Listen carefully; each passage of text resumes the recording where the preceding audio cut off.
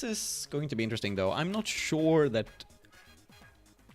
Ripha's playstyle is going to work as well as it does with other, you know, grounded opponents. Yeah, exactly. I mean, because he has the, you know, he has the Ice Dragon, but you know, if someone is just jumping over that beam like a, what is it, skip rope, then you know that's not gonna do a lot. I would assume, but you know, Ripha. No, true. If anyone can make it work, then it's going to be Ripha. His experience with those arms, is just unparalleled, really. Yeah, but it will be interesting for sure. I don't believe I've ever seen them fight each other actually. So yeah, I'm excited to see this one. Yeah. I don't think we'll see anything different from Maxou. I think it'll be a similar sort of setup as he usually runs, with a popper Slamamander. Yeah. Slapamander, not Slamamander. I was thinking about, like, because this is Germany versus France as well, so there's, you know, and you know, we don't have a lot of like country beefs in arms, but right. But if there is a beef, yeah, if there is a beef in like countries, that's like it's definitely going to be France and Germany, you know. This is true. This is true. And that's like, I don't know, maybe you have that in the UK as well when you do the Scottish Arms League, but in the Scandinavian League, it's just like, it's just a funny thing in the you have to explain for American players just this kind of relationship you have with other countries, because in Scandinavia it's like you have Norway and Denmark and Sweden, and they all have their jokes about the other, like, people from the other country being really stupid. And it's just like one of those dynamics. Is it the same with like UK, you know, Wales, Scotland and Ireland and stuff like that? Or you keep it respectful? To an extent, I suppose there is. Yeah. Okay. We obviously have history with them going back a long time. Yeah. But and we also have the same thing with some European countries. Yeah. Probably, namely, mostly Germany and France, actually. So yeah, I'm an interested observer here. All right, we're going to, you know, go in clean here on the sparring ring, the destination unknown for arms.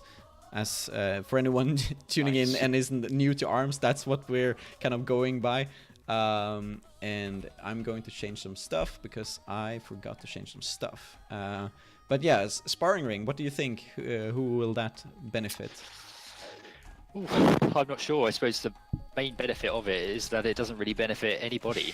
I don't think either of them's going to be too fussed by the sort of small stage. Both of them are quite happy playing out in the open or in the corner or wherever. So yeah, I see it being quite even. I don't think the stage will have too much effect on either player.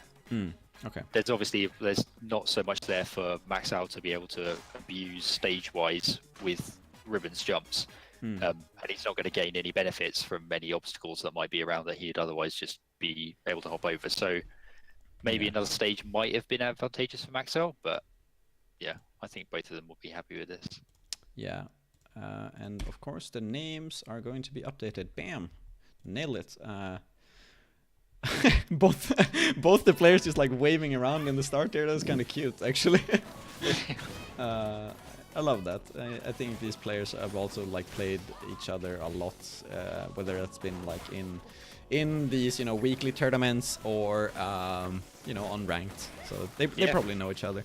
For sure. It's a very even start again. Both players getting a couple of decent ones in. Yeah. Ripha's got a slight health lead at the moment.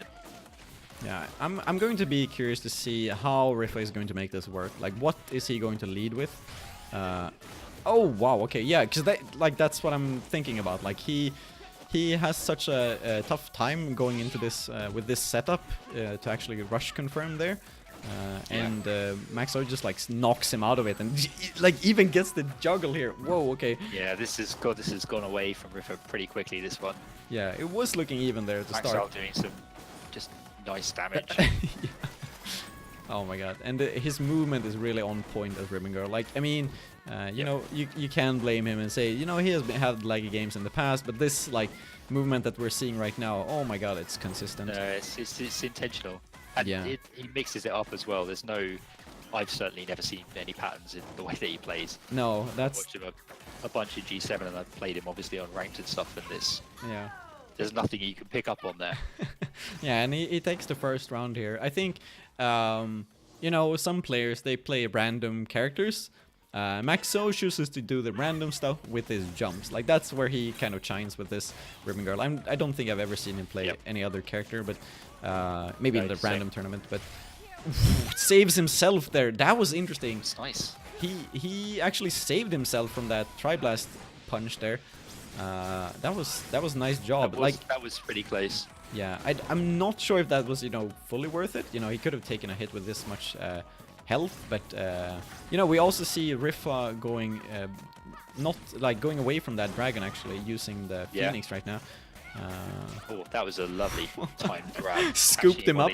Yeah. The fast fall, that was nice. Maxwell swapped out for the roaster as well, I guess, to try and push through the tri-bolt. Yeah. Or tri-blast.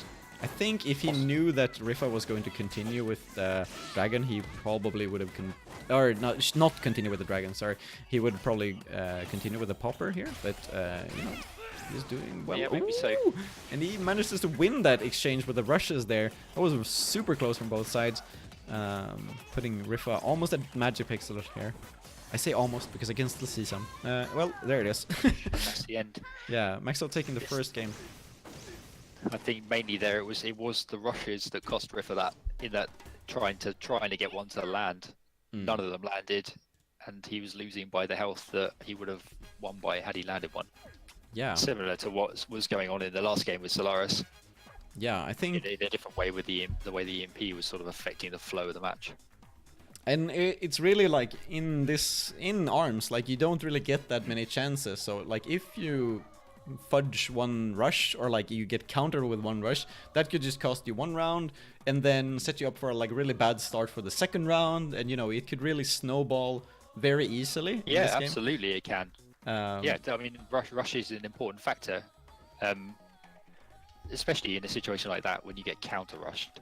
That's the worst thing that could ever happen when you've wasted your own rush, especially if the round ends straight away and there's no time to build it back up afterwards. Yeah. I think. But yeah, I don't think enough emphasis is placed sometimes on how to rush properly and the kind of arms that work well to make sure that you get it done. Yeah. Yeah, it's an important element of the game, and to learn to do well. Yes. Okay. And yeah, Ripha checking here with the rules here before starting. He asked if he could change characters, and yes, he can.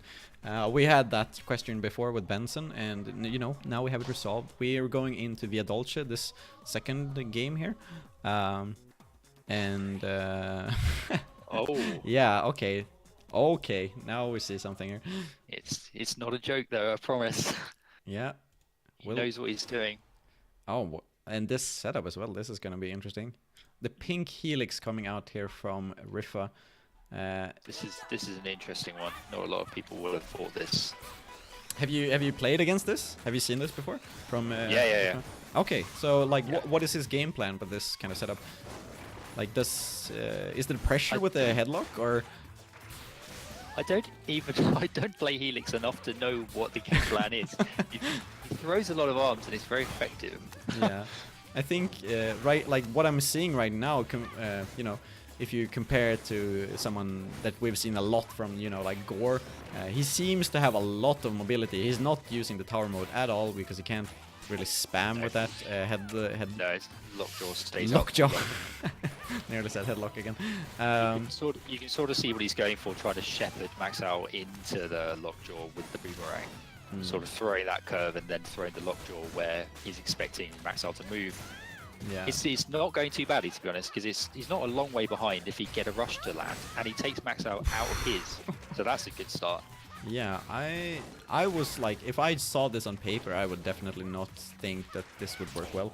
But Ripha is, you know, he's making it work better than I thought he would. Like, he's still losing, you know, but because like, you know, something that people often forget about Helix is that he actually has like a lot of, you know, times where he is vulnerable. It's just like, it's all about knowing those times, because he does, like, his animations look so wacky compared to the other characters. So like, like we saw there with the end lag when he's jumping, or if he's switching between tower mode and like puddle form, he's very vulnerable because that's And that's one thing that we have been seeing from players like Gore, you know, not putting themselves in those spots. And speaking of, or just knowing when to use those spots. yeah, speaking of spots, like Ripha is really in a bad one here, because he is just one hit away from going into the loser's bracket. Almost gets hit there by. This is the rush. Yeah, that was.